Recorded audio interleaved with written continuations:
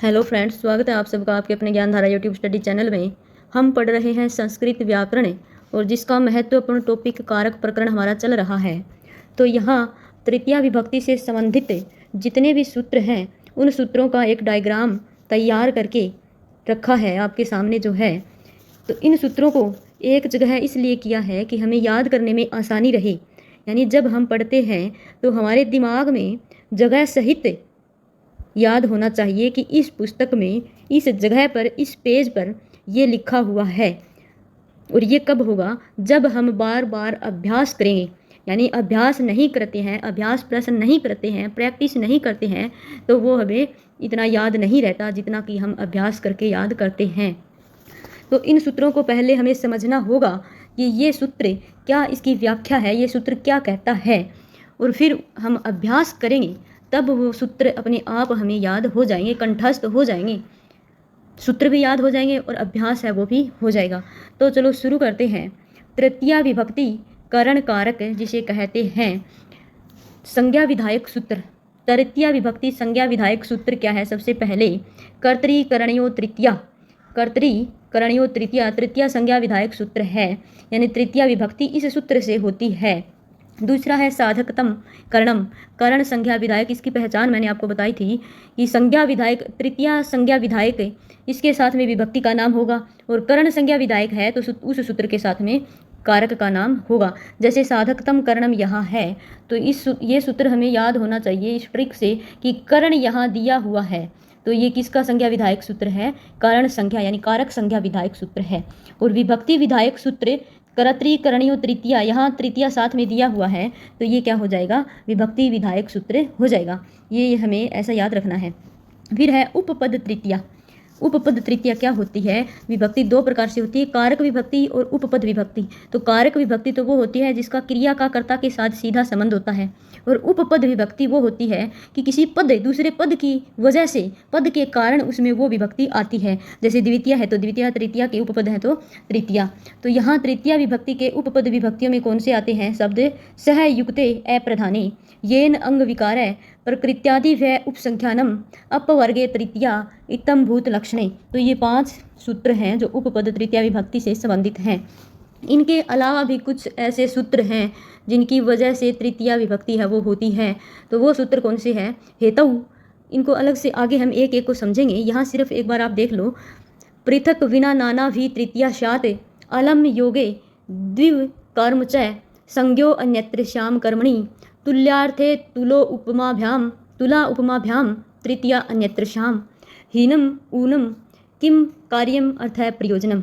तो इनके योग में तृतीया विभक्ति है वो होती है। तो एक तो संज्ञा विधायक सूत्र हो गए, दूसरे उपपद तृतीया विभक्ति संबंधी सूत्र हो गए, और तीसरे हैं वो अन्य सूत्र, यानी कुछ ऐसे सूत्र हैं जिनकी वजह से तृतीया विभक्ति होती है। तो अब चलो हम एक एक को अलग अलग से समझते हैं। तो पहला सूत्र है साधकतम करणम, जो कर्ण संज्ञा विधायक सूत्र है। कर्ण संज्ञा विधायक सूत्र क्या है? साधकतम करणम। साधकतम करणम से हमें कुछ भी समझ नहीं आ रहा है, क्या मतलब है इसका? तो इसके लिए इसकी वृत्ति यानी व्याख्या यहाँ दी हुई है, उस व्याख्या को भी हमें याद रखना जरूरी है। यहाँ से भी प्रश्न पूछ लिए जाते हैं। जैसे क्रिया सिद्धौ प्रकृष्ट उपकारकम कारकम कर्ण संज्ञा स्यात्, यहाँ से सीधा प्रश्न भी आ सकता है। क्रिया सिद्धौ प्रकृष्ट उपकारकम कारकम, यहाँ खाली स्थान देंगे कि कौन सा करण यहाँ, कौन सा कारक यहाँ होगा। तो हमें क्या करना होगा? क्रिया की सिद्धि में जो अत्यंत उपकारक हो, यानी क्रिया की सिद्धि में अत्यंत सहायक हो, ऐसा कारक क्या होता है? करण होता है। क्या होता है? करण होता है। वैसे तो सभी कारक क्रिया की सिद्धि में अपनी अपनी जगह उपकारक होते हैं, परंतु जो कारक सबसे अधिक उपकारक होता है उसकी कारण संज्ञा होती है। जैसे यहाँ है रामेण बाणेन हतः बाली, राम के द्वारा बाण से बाली मारा गया। तो यहाँ राम है, बाण से। एक और पहचान है इसकी कि वैसे तो सभी कारक क्रिया की सिद्धि में अपनी अपनी जगह क्या होते हैं? उपकारक होते हैं, लेकिन सबसे अधिक उपकारक होता है उसकी क्या होती है? कारण संज्ञा होती है। और दूसरी पहचान क्या है इसकी कि तुरंत बाद कारक के व्यापार के, यानी जो भी काम होता है उसके तुरंत बाद क्रिया की सिद्धि हो जाती है। हम कोई भी काम करते हैं और वो उस काम को करने के बाद हमें तुरंत फल प्राप्त हो जाता है, उस काम की सिद्धि हो जाती है, तो वो क्या है, उसमें क्या मानना चाहिए, उसमें करण कारक मानना चाहिए। जैसे रामेण बाणेन हतः बाली, कि राम के द्वारा बाण से बाली मारा गया, उसने बाण मारा और बाली है वो तुरंत मर गया, तो यानी उसका काम है वो सिद्ध तुरंत हो गया, तो उसमें क्या होगी, तृतीया विभक्ति होगी। और करण है उसमें अनुक्त कर्ता होता है, अनुक्त कर्ता में तृतीया विभक्ति होती है। बाण है वो क्या है, करण संज्ञक है, इस बाण में करण है, करण कारक है। क्यों है, क्योंकि बाण से मारा, तो बाण से तुरंत बाद क्या हो गई, उसकी मृत्यु हो गई, मर गया, यानी उसका कार्य है वो सिद्ध हो गया। तो ये दो पहचान है, इसको ध्यान में रखना। एक तो तुरंत बाद क्रिया की सिद्धि हो जाती है तो उसमें करण कारक होगा, और एक सबसे अधिक प्रकृष्ट यानी सबसे अधिक उपकारक हो। राम ने रावण को मारा, ये सीधा ही हो गया, लेकिन राम ने बाण से मारा, तो इस बाण में क्या होगा, करण कारक होगा। यानी जनन क्रिया की सिद्धि में अत्यंत जो उपकारक होने से बाण है वो क्या है, करण कारक है। राम में भी तृतीय है और बाण में भी तृतीय है। बाण में किस कारण तृतीय है, बाण मतलब बाण को उसके मारा, तो बाण के उसके शरीर में प्रवेश करते ही तुरंत उसकी हनन क्रिया का फल है वो सिद्ध हो जाता है, तो बाण क्या है, यहाँ करण है, अत्यंत प्रकृष्ट है। यानी किसी भी क्रिया को सिद्ध करने के लिए जो साधन काम में लिया जाता है उस साधन में क्या होती है, तृतीया विभक्ति, करण कारक उसमें होता है। तो बाण है वो साधन है, तो उस साधन में क्या हो गई, करण हो गया। एक और उदाहरण को यहाँ देखते हैं। कृष्ण जलेन मुखम प्रक्षालयति, कृष्ण जल से मुख को धोता है, तो जल से साधन क्या है, यहाँ जल से मुख को धोया तो मुंह है वो साफ हो गया, यानी क्रिया की जो सिद्धि है वो जल के तुरंत बाद में हो गई, कार्य करने के तुरंत बाद में हो गई। तो यहाँ क्या हो जाएगा, जल में साधन क्या है, यहाँ जल को काम में लिया है, तो क्या हो जाएगा, जल में करण कारक हो जाएगा। असीना छिन्नति यानी तलवार से काटता है, तो तलवार में क्या हो जाएगा, करण कारक हो जाएगा।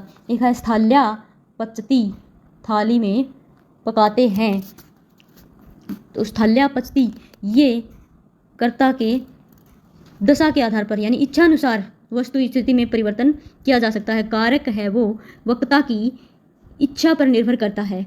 विवक्षात कारकाणी भवंती, कारक है वो विवक्षित होते हैं, वस्तु स्थिति में परिवर्तन आ जाने से कारकों की दशा भी बदल जाती है। एक प्रश्न यहाँ ये भी बनता है, ये पूछ लें, कारक है वो कर्ता की विवक्षा पर आधारित है, यानी इच्छानुसार वस्तु स्थिति में परिवर्तन आने से कारकों की दशा भी बदली जा सकती है। तो कर्ण संज्ञा भी विवक्षाधीन है, यहाँ आधार होना चाहिए, स्थाल्याम में पर यहाँ आधार होना चाहिए, में पर के लिए क्या होती है, सप्तमी विभक्ति होती है, लेकिन यहाँ तृतीया विभक्ति दी है, तो इसमें क्या होना चाहिए, वस्तु स्थिति के अनुसार इसमें परिवर्तन कर दिया गया है। पचन क्रिया का आधार होने से अधिकरण यहाँ होता है, लेकिन प्रकृष्ट उपकारक के रूप में करण चाहे तो करण बन जाती है। तो यहाँ साधकतम करणम की 4 विशेषताएं मैंने आपको बता दी हैं। कौन कौन सी, सबसे पहले यानी जो सबसे अधिक उपकारक हो, यानी क्रिया की सिद्धि में सबसे अधिक उपकारक हो, उसमें क्या होता है, करण कारक होता है। दूसरा, यानी क्रिया के कारक के व्यापार के तुरंत बाद क्रिया की सिद्धि हो जाती है, तो उसमें क्या होता है, करण कारक होता है। तीसरी विशेषता, यानी जिस भी साधन को, क्रिया को सिद्ध करने में जिस भी साधन का प्रयोग किया जाता है, तो उस साधन में तृतीया विभक्ति होती है, करण कारक होता है। और चौथी, इच्छानुसार वस्तु स्थिति में परिवर्तन आ जाने से कारकों की दशा भी बदल जाती है। जैसे स्थाल्याम पचती, यहाँ स्थाल्याम पचती होना सप्तमी विभक्ति होना चाहिए, लेकिन यहाँ तृतीया कर दी गई है, क्योंकि ये वक्ता की इच्छानुसार वस्तु स्थिति में परिवर्तन के अनुसार यहाँ हो गई है।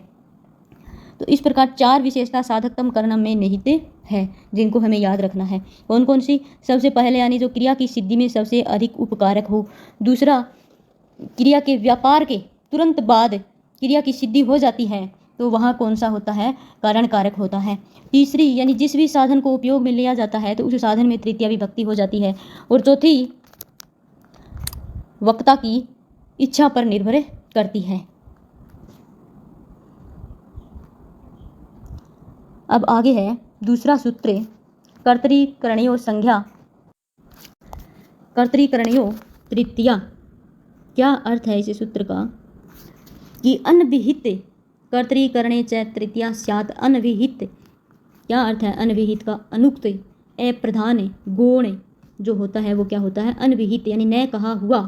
अनभिहित कर्ता में और करण में तृतीया विभक्ति होती है, यानी अनुक्त कर्ता और अनुक्त करण में तृतीया विभक्ति होती है। तो कर्मवाच्य और भाववाच्य के कर्ता में भी क्या होगी? करण होगा। क्यों होगा? क्योंकि कर्मवाच्य और भाववाच्य का जो कर्ता है वो क्या होता है? अनुक्त होता है। उक्त अनुक्त क्या है?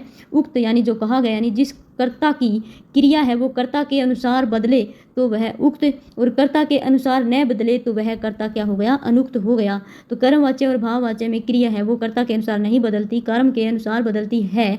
तो यहाँ क्या होगा? अनुक्त कर्ता है उसमें क्या होगी? तृतीया विभक्ति होगी।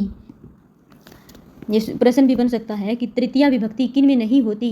कर्मवाच्य में होती है, भाववाच्य के कर्ता में होती है, अनुक्त कर्ता में होती है, करण में होती है, लेकिन कर्तृवाच्य के कर्ता में तृतीया विभक्ति नहीं होती क्योंकि उक्त कर्ता होता है उसमें। आगे एक उदाहरण है, रामेण बाणेन हतः बाली। राम द्वारा बाण से बाली मारा गया। यहाँ अनुक्त कर्ता है राम, बाण है वो अनुक्त करण है, हतः यहाँ क्रिया है जो कत प्रत्यय से उक्त है।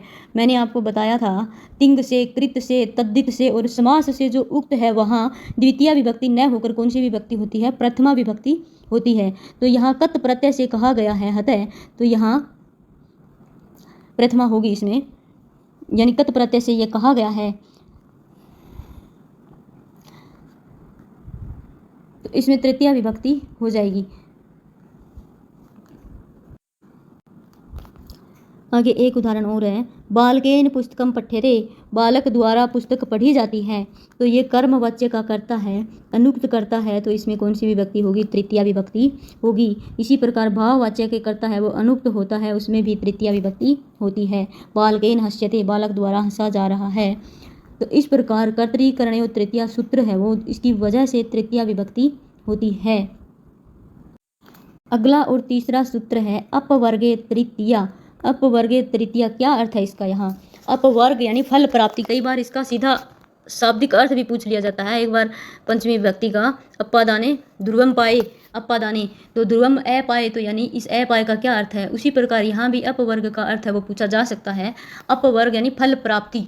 अपवर्ग फल प्राप्ति तस्याम द्योत्यायाम कालाध्वनो अत्यंत संयोगे तृतीया स्यात्। यानी कालवाचक और मार्गवाचक द्वितीय में भी ऐसा एक हमने पढ़ा था कि लगातार जिसमें कार्य होता हो, यानी समयवाचक और मार्गवाचक जो शब्द हैं वो लगातार संयोग बना रहे तो उसमें द्वितीय विभक्ति होती है। कि महीने भर तक पढ़ रहा है, दिन रात पढ़ता है, तो इसमें क्या हो जाएगी? द्वितीय विभक्ति हो जाएगी। लेकिन कालवाची और मार्गवाची शब्द जिनके तुरंत बाद हमें फल की प्राप्ति हो जाती है तो उसमें द्वितीय न होकर क्या होगी? तृतीया विभक्ति होगी। तो अपवर्गे का अर्थ यहाँ क्या है? फल की प्राप्ति होना। यानी कुछ भी कार्य कर रहे हैं तो उसके बाद फल प्राप्ति हो जाती है तो उसमें कौन सी विभक्ति होती है? तृतीया विभक्ति होती है। और लगातार कालवाची और मार्गवाची शब्दों से लगातार संयोग बना रहता है तो उसमें द्वितीया विभक्ति होगी।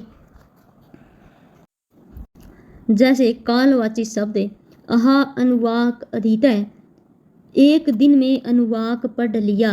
ये वेद से संबंधित शब्दावली है कि एक दिन में अनुवाक पढ़ लिया, मतलब उसका कार्य है वो पूर्ण हो गया, एक दिन में उसने पूरा कर लिया। दिवसेन पाठम पठितम, दिवस में ही पाठ पढ़ लिया, यानी दिन में ही पाठ पढ़ लिया, तो यानी उसने काम है वो पूरा कर लिया, फल की प्राप्ति उसको हो गई।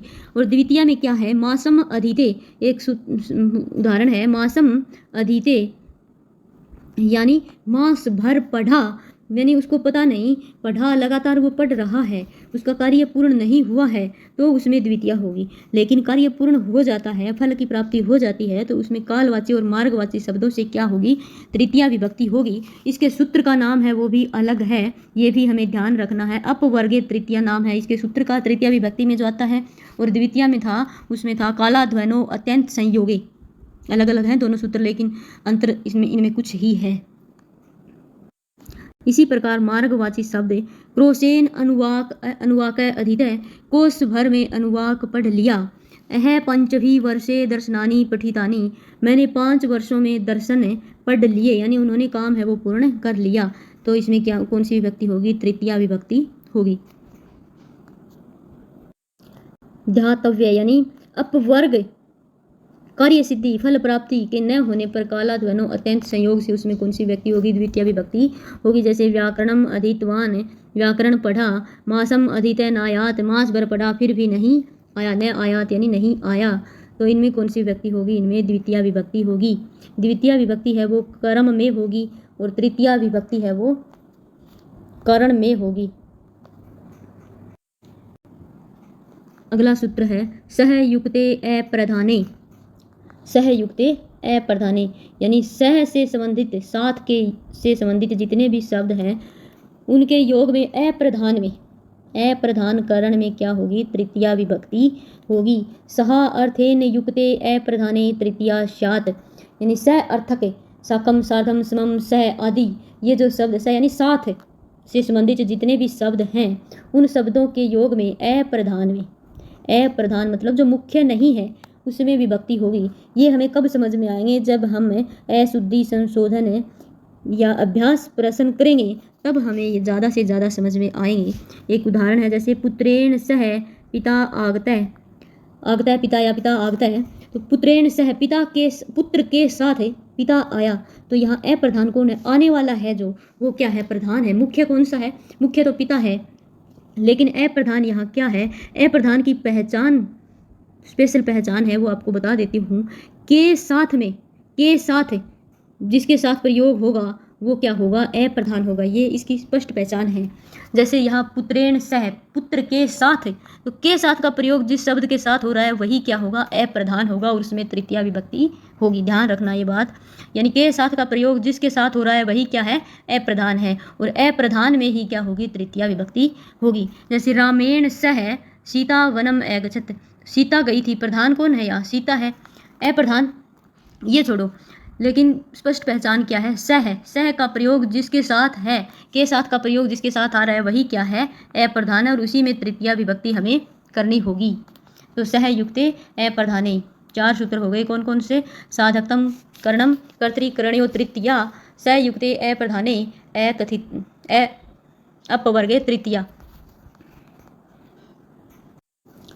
अगला सूत्र है येन अंग विकार, यानी जिसका अंग विकार है, जो अंग विकार है उसमें कौन सी विभक्ति होगी?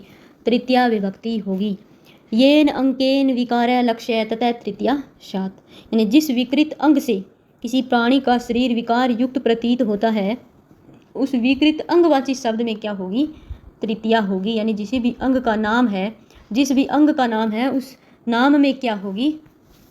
तृतीया विभक्ति होगी। जैसे पादेन खंजय, तो यहाँ पादेन में यानी पैर से लंगड़ा है, तो इस पादेन में यानी अंग का नाम है उसमें क्या होगी? तृतीया विभक्ति होगी। कर्णेन बधिरः, कान से बहरा है, तो जो अंग का नाम है उसमें क्या होगी? तृतीया होगी। यानी जितने भी अंग विकार हैं उनमें क्या होगी? तृतीया विभक्ति होगी। एकदम सरल सूत्र है ये। शरीरेण वामनः, शरीर से बोना है। अगला सूत्र है इत्थम भूत लक्षणे कंचित प्रकारम प्राप्तस्य लक्षणे तृतीया स्यात्, यानी किसी लक्षण से किसी व्यक्ति की पहचान होती है तो उस लक्षणवाचक शब्द में क्या होगी? तृतीया विभक्ति होगी। जैसे जटा भी ताप से, जटाओं से लक्षणवाचक शब्द यहाँ क्या है? जटा है। जटाओं से तपस्वी प्रतीत होता है, यानी कुछ ऐसे शब्द हैं, ऐसी पहचान है जिससे उसकी स्पेशल पहचान बन जाती है। तो वो चिन्ह, वो पहचान हमें देखते ही हम पहचान जाते हैं कि ये इस प्रकार का व्यक्ति है।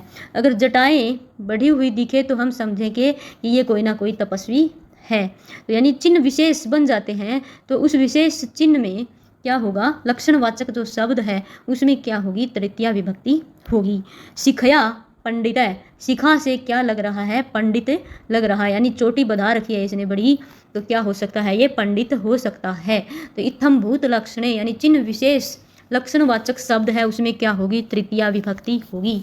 यहाँ ये हम रट लेते हैं, लेकिन हमें जब अभ्यास नहीं करते तो ये पता नहीं होता कि तृतीया विभक्ति है वो कहाँ प्रयोग में आएगी। तो इसलिए ये ध्यान में रखना जरूरी है कि लक्षणवाचक जो शब्द है उसमें तृतीया विभक्ति होगी। अगला सूत्र है हेतु। हेतुअर्थ है तृतीया स्यात्, यानी हेतु के अर्थ में तृतीया विभक्ति होती है। हेतु या कारण में, यानी किसी भी कारण में, कोई भी कारण होता है हेतु होता है, हेतु का मतलब कारण ही होता है, तो उसमें कौन सी विभक्ति होगी? तृतीया विभक्ति होगी। स अध्ययनेन वसति यानी वह अध्ययन के लिए रहता है। के लिए इसमें चतुर्थी होनी चाहिए, लेकिन हेतु है, स्पेशल सूत्र दिया है तो इसमें तृतीया विभक्ति होगी। यानी स अध्ययनेन, वह अध्ययन से रहता है। हेतु द्रव्य गुण कर्म इन तीनों का साधक होता है, यानी हेतु है वो द्रव्य गुण और कर्म तीनों में हो सकता है। हेतु और करण में, हेतु यानी किसी कारण की वजह से, और करण यानी करण कारक के साथ के योग में, इनमें एक अंतर है कि करण है वो केवल क्रिया का साधक होता है। करण क्या होता है? क्रिया का साधक होता है, यानी क्रिया की सिद्धि में सबसे अधिक उपकारक होता है। लेकिन हेतु है वो द्रव्य गुण कर्म किसी का भी साधक हो सकता है। करण सदा व्यापार युक्त होता है, यानी तुरंत बाद उसके कोई भी कार्य करता है तो सिद्धि प्राप्त होती है। परंतु हेतु है वो व्यापार रहित और व्यापार सहित हो सकता है। जैसे वह अध्ययन के लिए रहता है, तो यहाँ जरूरी नहीं कि उसका कार्य है वो सिद्ध हो। अध्ययन के लिए रहता है, सिर्फ के लिए ही रहता है, पढ़ने के लिए रहता है, जरूरी नहीं वो पढ़ने में सफल हो या न हो। लेकिन करण जो कारक है उसमें क्या होता है कि उसमें क्रिया की सिद्धि होती है। व्यापार के तुरंत बाद क्या होता है, जैसे राम ने रावण को मारा बाण से, तो उस बाण के तुरंत बाद बाली की मृत्यु हो जाती है, रावण की मृत्यु हो जाती है, तो यानी क्रिया की सिद्धि उसमें हो गई। व्यापार से युक्त है वो। हेतु है वो व्यापार से रहित और व्यापार सहित दोनों हो सकता है। तो हेतु के योग में तृतीया विभक्ति है वो होती है। अगला सूत्र है प्रकृत्यादि व उपसंख्यानम। वहाँ लिखा हुआ है, मतलब ये वार्तिक है, पाणिनि द्वारा लिखा हुआ नहीं है, ये कात्यायन द्वारा जोड़ा हुआ है। इसका अर्थ है प्रकृति आदि गण पठित में प्राय सम विषम गोत्र आदि शब्दों से क्या होती है? तृतीया विभक्ति होती है। यानी विशेषणवाचक लगभग जो शब्द हैं, गण, स्वभाव,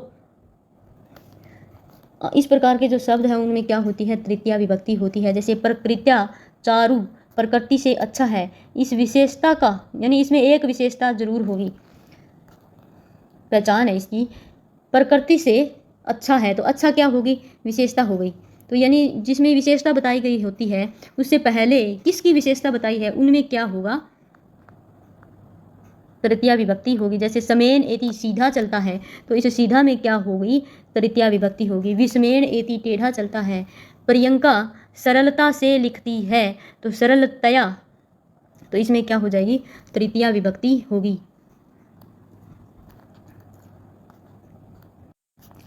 अगला सूत्र है पृथक विना नाना भी तृतीया अन्यत्र श्याम।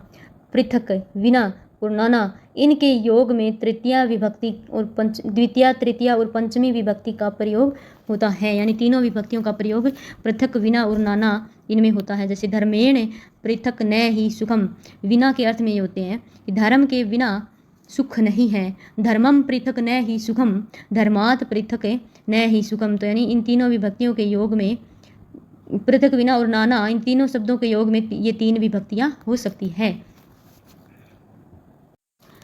अगला सूत्र है अलम के योग में। अलम के योग में तृतीया और चतुर्थी विभक्ति का प्रयोग किया जाता है। अलम रोकना अर्थ में यदि है तो अलम में तृतीया विभक्ति होगी, और पर्याप्त अर्थ में यदि है तो उस वाक्य में चतुर्थी विभक्ति होगी। जैसे अलम विवादेन, विवाद मत करो, रोकना अर्थ में है तो इसमें कौन सी विभक्ति हुई? तृतीया विभक्ति हुई। अलम अति भोजनाय, यानी इतना भोजन है वो, अधिक भोजन है वो, पर्याप्त है। पर्याप्त अर्थ में है तो उसमें चतुर्थी, और रोकना अर्थ में यदि है तो उसमें तृतीया विभक्ति होगी।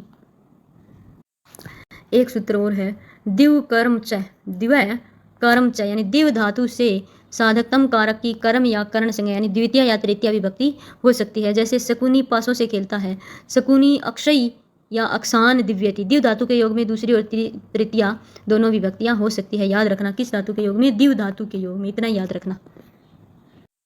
एक सूत्र और है संज्ञो अन्यत्र श्याम कर्मणि, यानी ज्ञा धातु से पूर्व सम उपसर्ग का प्रयोग है तो उसके कर्म व विकल्प से क्या होगी? द्वितीय या तृतीया विभक्ति का प्रयोग होगा। जैसे स पितरम या पित्रा संजानीत, ये याद रखना।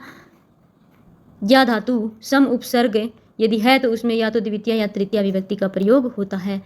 ये रटने वाली चीज़ है, यहाँ समझने वाली चीज़ नहीं है कि ज्ञा धातु से पूर्व यदि सम उपसर्ग है तो वहाँ विकल्प से उसके कर्म में कौन सी विभक्ति होगी? द्वितीय या तृतीया विभक्ति होगी। अगला तुल्या अर्थे अतुलो उपमाभ्याम तृतीया अन्यत्र श्याम, यानी तुला एवं तुलोपमा यानी तुला और उपमा, यहाँ गुण संधि हो गई। तुला एवं उपमा शब्दों को छोड़कर अन्य जो तुल्य अर्थ वाले शब्द हैं उनके योग में तृतीया या षष्ठी विभक्ति होगी। यानी तुला और उपमा इन शब्दों को छोड़कर इनके अर्थ वाले जितने भी शब्द हैं उनके योग में या तो तृतीया होगी या षष्ठी विभक्ति होगी। जैसे रामेण या रामस्य, तुल्य, सम, सदृश, इनके योग में कौन सी विभक्ति होगी? तृतीया या षष्ठी विभक्ति होगी। लेकिन तुला और उपमा ये शब्द यदि हैं तो वहाँ नहीं होगी। इनके समानार्थक शब्द हैं उनमें ही तृतीया या षष्ठी विभक्ति होगी। ये ध्यान रखना, ये रटने वाला सूत्र है। यानी तुला एवं उपमा शब्दों को छोड़कर अन्य तुल्य अर्थ वाले जो शब्द हैं उनके योग में तृतीया या षष्ठी विभक्ति होगी। इसी प्रकार यदि किसी वाक्य में हीनम या ऊनम शब्दों का प्रयोग हो रहा है तो वहाँ इनसे संबंधित शब्दों में क्या होगी? तृतीया विभक्ति होगी। जैसे विद्याहीन जनै पशु, तो यहाँ हीन शब्द का प्रयोग इस वाक्य में हुआ है तो इससे संबंधित शब्द में क्या हुआ? तृतीया हुई। विद्याहीन यानी विद्या से हीन व्यक्ति है वो क्या है? पशु के समान है। तो ये भी रटने वाला सूत्र है कि हीन या ऊन यानी कम, इन शब्दों का यदि प्रयोग होता है तो वहाँ तृतीया विभक्ति होगी। एक कम यानी एकेन ऊन, एकेन एक में क्या हो गई? तृतीया विभक्ति हो गई। एक सूत्र और है, यहाँ नियम है, यदि किसी वाक्य में किम, कार्यम, अर्थ और प्रयोजन शब्दों का प्रयोग हो रहा है तो वहाँ भी क्या होगी? तृतीया विभक्ति होगी। ये भी क्या है? रटने वाले सूत्र हैं। जैसे मूर्खेण पुत्रेण किम, तो किम का प्रयोग वाक्य में हुआ है तो यहाँ प्रयोग हो रहे शब्दों में क्या होगी? तृतीया विभक्ति होगी कि मूर्ख पुत्र से क्या लाभ है। त्रिणेन अपि कार्यम भवति, कार्य, किम, कार्यम, अर्थ है, प्रयोजनम, इन चार शब्दों के योग में भी क्या होगी? तृतीया विभक्ति होगी। त्रिणेन अपि कार्यम भवति, तिनके से भी क्या कार्य होता है। को अर्थ है मूर्खेण भृत्येन यानी मूर्ख भृत्य से क्या मतलब। धनेन किम प्रयोजनम, धन से क्या प्रयोजन है। तो इन शब्दों के योग में भी तृतीया विभक्ति होगी। तो तृतीया विभक्ति से संबंधित जितने भी प्रश्न हैं उन सभी प्रश्नों को अच्छी प्रकार से हमने पढ़ लिया है। इनसे संबंधित जो भी प्रश्न हो तो कमेंट बॉक्स में ज़रूर पूछें। तो सभी सूत्र हैं वो एक साथ इकट्ठे यहाँ दिए हुए हैं। संज्ञा विधायक सूत्र है वो कर्तृकरणीय, तृतीया, साधकतम, कर्णम, इनको समझना जरूरी है। इन सूत्रों को समझना आवश्यक है, इनको भी समझना आवश्यक है।